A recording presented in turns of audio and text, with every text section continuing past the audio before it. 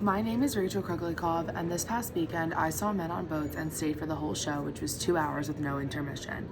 I completed this response on my own without using anyone else's words or ideas. My reaction to this show was surprise because I just wasn't expecting the same type of play when I initially read the title. Anticlimactic because I was expecting more set changes and a larger cast, and humorous because some of the parts of the play made me laugh and were sarcastic.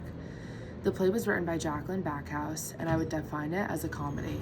A specific part of the play I thought really exemplified this was the over-exaggerated boat situations where the actors really try and entertain the audience. Also, they constantly tell jokes and use sarcasm and make modern humor references to try and make the audience laugh. I think the protagonist in the play was John Powell. Throughout the play, he leads the expedition and carries the main goal of navigating the river as the head leader of the operation and fights for recognition for their journey.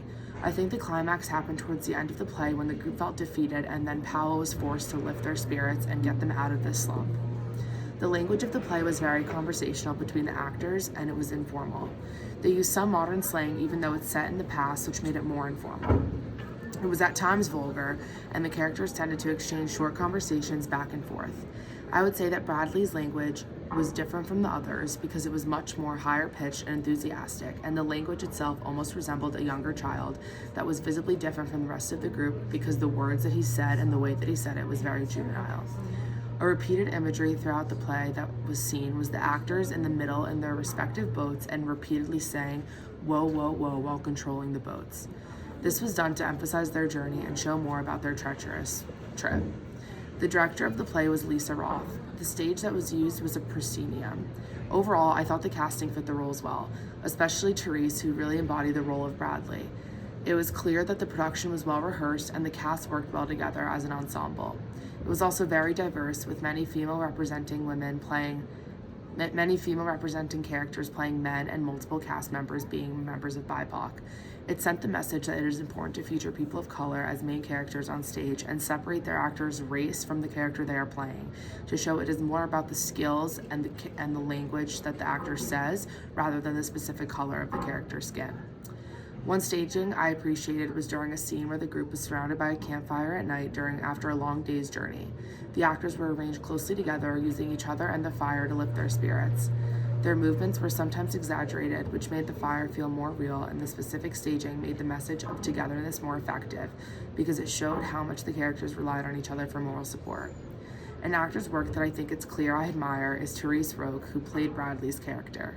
The character traits they embodied was Bradley's juvenile and honestly a bit naive glance on the world, as they usually were super excited and motivated even when the other members of the group weren't.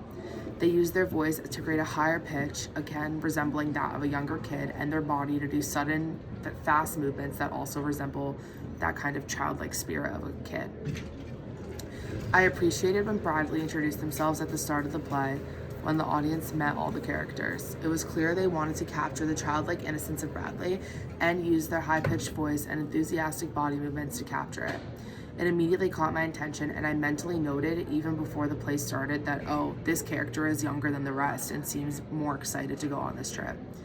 A second moment I appreciated was when Bradley stood up on top of one of the mountains that they had conquered. Here, Bradley made it up the mountain before John Powell and had to help him up. It really captured the idea that even though younger and more inexperienced, Bradley was crucial in the group's success in their voyage. The actor used their body to jump up in joy, emphasizing the childlike excitement Bradley holds. My reaction to this performance was how impressed I was that a college student like Therese played this role of a younger kid so well. I chose to talk about the set designer, or the scenic designer, Laura Fine-Hawkes. The set was simple, but the repeated aspect of them personally moving the boats was very cool. The colors were mostly orange because of the backgrounds of the boulders, the mountains, and blue because of the water and the sky. The boats that the characters used to get through their voyage were used in multiple parts of the play. They were smaller, looked old, and were not automated, meaning they had to be physically moved by the cast. I think this designer made the choice because it emphasizes how hard this journey was. If the actors had a mechanical boat, they would be able to just sit there and arrive at their destination. But using handheld boats allowed them to better display the struggle it took to get them through their voyage.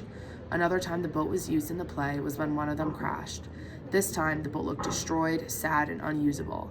I think the designer made this choice to again emphasize how hard this trip was, both physically and mentally.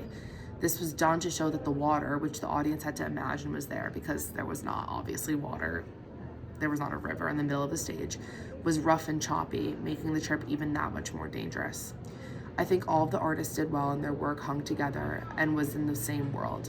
The costumes, stage pictures, actors, and directors made sense and allowed the audience to really get a true feel for the play. The artists wanted the audience to think more about who gets to tell the story and how those stories are constructed. Especially once it nears the end of the story, we see that a lot of the places the characters thought they had named had already had meaningful names given to them by natives of that land. This leads me to my final conclusion, which is something that I learned and thought about more deeply. This was a new understanding on how history is often told from only one perspective and how we need to take this into consideration in order to fully draw real conclusions about how we retell this and teach it to our kids and so on. Thank you.